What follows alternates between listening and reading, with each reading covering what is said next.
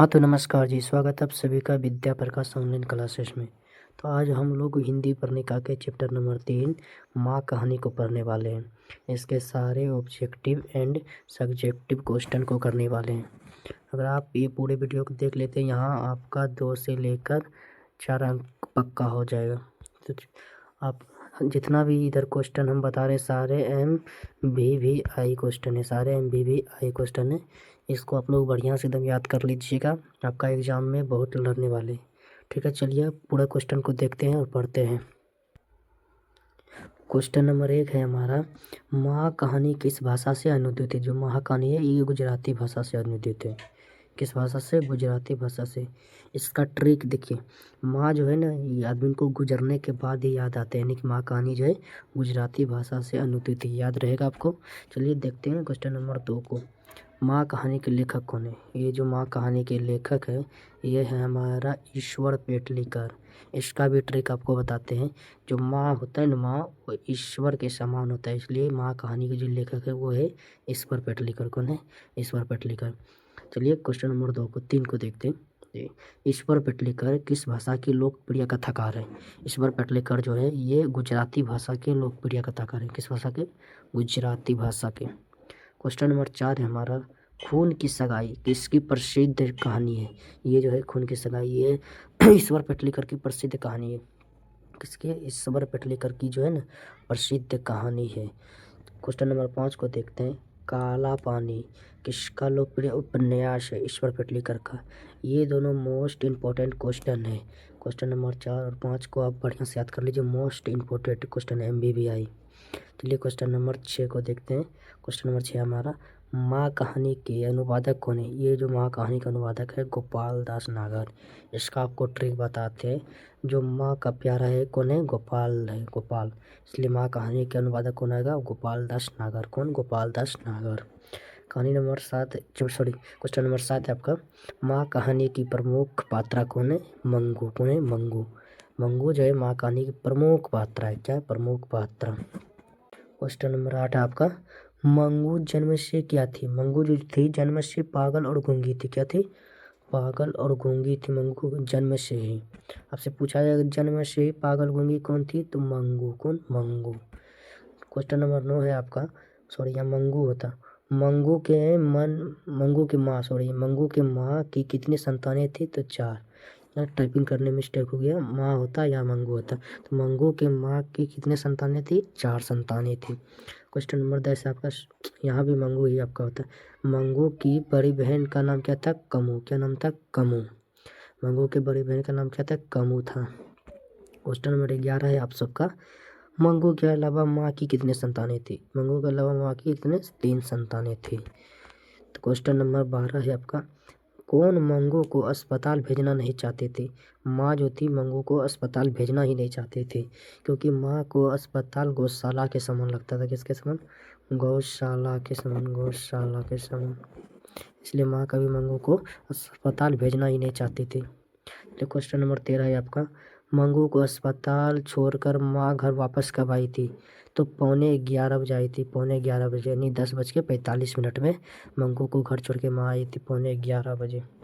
Question number 14 है आपका, मंगू को घर से अस्पताल के लिए किस गाड़ी से ले जाया गया था?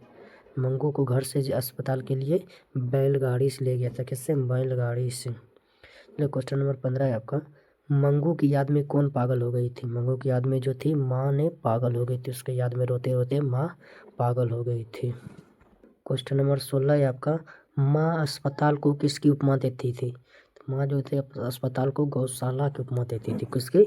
गौशाला की। क्वेश्चन नंबर 17 है आपका, मंगू के गांव की कौन दूसरी लड़की पागल हो गई थी? उसकी गांव की दूसरी लड़की कुसुम जी थी, कुसुम, वो भी पागल हो गई थी। वो भी पागल हो गया था कुसुम। चलिए क्वेश्चन नंबर 18 आपका है। क्वेश्चन नंबर 18 आपका, किसने पहली बार अस्पताल का विरोध नहीं किया? माँ जो था ना, वो पहली बार अस्पताल का विरोध नहीं किया। अस्पताल का विरोध किसने पहली बार नहीं किया? माँ जो था वो पहली बार अस्पताल का विरोध नहीं किया था। 19 नंबर क्वेश्चन है आपका, कौन सा महीना माँ के लिए आराध्य देव बन गया था? अगहन जो था, अगहन के महीने माँ के लिए आराध्य देव क्यों बन गया था? आराध्य देव एक बाबा जो था बाबा वो बोला था मंगू अगहन के महीने में ठीक हो जाएगी, इसलिए अगहन के महीने जो था माँ के लिए आराध्य देव बन गया था, आराध्य देव बन गया था। क्वेश्चन नंबर 20 है आपका, मंगू की प्राकृतिक मौत को माँ, यहाँ होता माँ क्या मानती थी? मंगू की जो प्राकृतिक मौत को माँ क्या मानती थी? तो वो छुटकारा मानती थी। माँ भी चाहती थी मंगू प्राकृतिक तरीका से मर जाए, प्राकृतिक तरीका से मर जाए तो हम लोग का भी छुटकारा हो जाएगा। तो चलिए क्वेश्चन नंबर आपका देखते हैं 21। अंदर किसी को देखने का नियम नहीं है, यह किसने कहा? ये जो मेट्रेन था वहाँ के अस्पताल के जो मेट्रेन था उसी ने कहा था कि माँ अति यहाँ देखने का नियम नहीं है। किसने कहा था? मेट्रेन ने। चलिए क्वेश्चन नंबर 22 है हमारा, मंगू को भर्ती करने के लिए माँ ने किसे पत्र लिख कर बुलाया था? उसके जो बड़े पुत्र थे उसको पत्र लिख कर माँ ने बुलाया था। किसको? अपने बड़े पुत्र को माँ ने पत्र लिख कर बुलाया था। क्वेश्चन नंबर 23 है आपका, माँ को कितनी पुत्रियाँ थी? माँ को जो 2 पुत्री और 2 पुत्र थे, 2 पुत्री 2 पुत्र थे माँ के। क्वेश्चन नंबर 24 है आपका, रात में रोशनी जलते रहने से इसे नींद नहीं आती, यह किसने कहा? ये माँ ने कहा। किसको नींद नहीं आती थी? मंगू को जो थी ना, मंगू को रात में अगर रोशनी जलती रहे तो मंगू को नींद नहीं थी होती थी, ये वो माँ बोल रही थी।